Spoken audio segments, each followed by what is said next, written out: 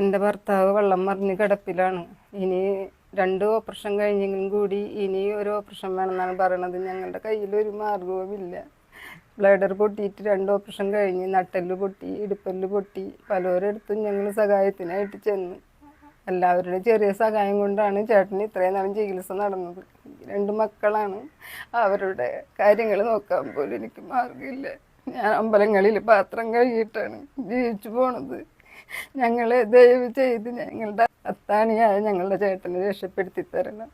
എനിക്ക് അത്രയ്ക്ക് തേടാനുള്ളൂ. നിങ്ങളുടെ ഈ വീഡിയോ കാണുന്ന എല്ലാവരും ചെറിയ സഹായം ചെയ്തെങ്കിലും ഞങ്ങളെ രക്ഷിക്കുക, ഞങ്ങളുടെ ചേട്ടനെ രക്ഷിക്കുക.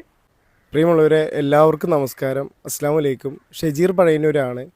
ഞാനിപ്പോൾ ഉള്ളത് തൃശ്ശൂർ ജില്ലയിലെ കയ്പമംഗലം ഗ്രാമപഞ്ചായത്തിലെ 19-ാം വാർഡിൽ താമസിക്കുന്ന നകുലൻ എന്ന് വിളിക്കുന്ന നകുലേട്ടൻ ഒരു മത്സ്യത്തൊഴിലാളിയായിരുന്നു. 1.5 വർഷം മുമ്പ് ഇവരുടെ വഞ്ചി മറിഞ്ഞ് ആളുടെ മേത്ത് മറിഞ്ഞ് ആളുടെ അരയ്ക്ക് താഴെ തളർന്ന് കിടപ്പാണ്. ഇപ്പം ഏകദേശം 1.5 വർഷക്കാലമായിട്ട് ഈ നാട്ടിൽ ആളുടെ കൂടെയൊക്കെ ഉണ്ടായിരുന്ന മത്സ്യത്തൊഴിലാളികളും അതേപോലെ ഈ നാട്ടിലെ നല്ലവരായ ജനങ്ങളും ഈ കുടുംബക്കാരും എല്ലാവരും കൂടിയിട്ടാണ് ട്രീറ്റ്മെൻറ്റും കാര്യങ്ങളൊക്കെ ആയിട്ട് മുന്നോട്ട് പോയത്. ഇപ്പോൾ തൃശ്ശൂർ എലൈറ്റ് ഹോസ്പിറ്റലിൽ ഏകദേശം 2ഓളം സർജറി കാര്യങ്ങൾ കഴിഞ്ഞു.